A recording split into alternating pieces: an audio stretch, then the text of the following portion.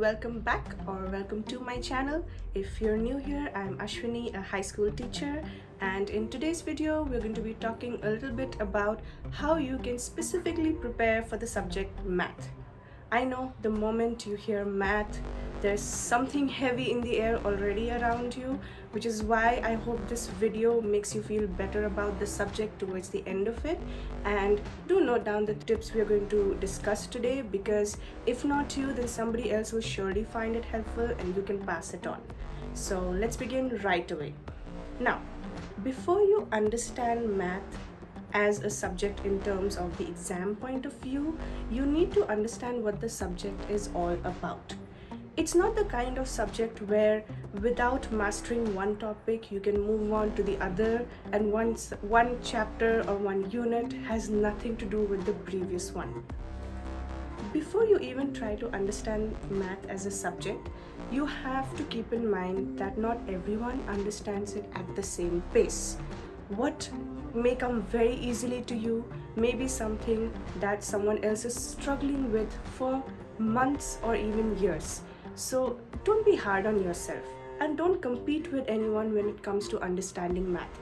It's all about practicing as many questions as possible from a single topic before you move on to the next one. Next tip is specifically for those students who are about to take their board exams, be it from any board. It could be CBSE, ICSE, or even the IGCSEs. Keep in mind that if you want to master the subject, you must first solve topic-wise questions before you move on to past papers. Because if you do not know an entire topic perfectly, moving on to a past paper will simply demotivate you. You will encounter questions which you may not be able to understand fully, or even gauge the complete extent of how you should be solving the particular problem. If you go for topic-wise questions first, since those questions will give you a wide range of possibilities of all types of questions that could be asked from that topic, you would already be well versed in understanding what kind of questions are going to be asked and what each question demands in terms of the solution. Not all questions require detailed answers, not all questions require you to show the calculations, and every question and every topic has a different approach. So look at it from a different perspective. Okay, I think I said different a little too many times, but I think you know what I mean. Now, while you're at the stage of topic-wise questions, earmark the mistakes that you make and ensure that you write the correct answer right beside the wrong one. Use a different colored ink for this. The reason being, when you come back to visit these topics again, or if you make a list of all the topics you are struggling with, this contrast in colors and this contrast in the approach to the question will definitely stand out and help you understand better where exactly your thought process needs to change for understanding a particular type of question. For a subject like math, setting a monthly routine for spaced repetition of chapters is absolutely essential, because it should not feel like a chore to you. The minute you take the subject as something that is a burden, you are never going to enjoy it for what it is. Secondly, if you do not have a specific routine and you do not allow yourself the repetition that is required to understand the concepts, you're going to talk yourself out of it every time a test or an exam is approaching. Or let's say someone has asked you to practice a certain paper, you are going to find it very, very simple or very, very easy to tell yourself that no, I don't want to do this right now. Maybe I prefer studying language, or maybe I would like to rather study chemistry right now. So in order to not do that, have a monthly routine. In fact, this works for every subject, of course, but for math it works better because it eases the burden on you, and that is essential. Spaced repetition is an absolute necessity in math. If you want to understand more about it, you can check out my earlier video on the same topic. In the meantime, remember that you need to revise the same topic within a gap of at the most 5 to 8 days. Do not wait longer, because then the topics just evaporate from your mind, or your approach changes, or you just forget what kind of comprehension skills you need in order to understand a particular question. or let's say it's a higher order thinking skill that you worked out after a really long time.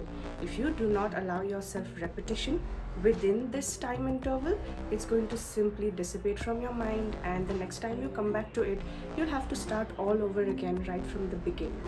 Every time you repeat similar questions within a gap of 5 to 8 days, it helps build up your long-term memory for the same topic, and this decreases the burden on you when you are revising before a big exam. Definitely, math is not the kind of subject that can be revised overnight, and if the exam timetable does not allow you the kind of time and space that is required for you to take yourself through all the chapters again, then this spaced repetition will definitely help you. It'll help you pull through, it'll help you get better marks, and it'll help you be more confident of the fact that you have done enough and all there is to be done to understand this particular subject and maybe even ace it. If you're struggling with a particular topic, do not hesitate to take the help of your teacher. We're all here to help you out at every step of the way, and until unless you approach us, we wouldn't really know what the individual problems of each student are. So help us help you. Lastly, I'd like to let you know that there are a few very simple steps that you need in order to be good at this subject. Ensure that you are solving past papers regularly. Make a topic-wise formula sheet and even a notebook. Find marking schemes for your worksheets. Your teachers can definitely help you out with this. And while you are solving worksheets that are handed out to you in school, if you get questions right, keep those worksheets or answer sheets safely. These will really help you in building your concepts as you move from one unit to the other. At the end of a math exam, leave at least 15 to 20 minutes for checking your paper. And lastly, math requires patience. Please do not beat yourself up if you are not able to master a concept within a week or even a month. If you stay at it, if you try to expose yourself to as many questions as possible from that particular topic, there's nothing that can stop you from getting good grades. So, see you all in the next video, and I hope you found this helpful. Bye!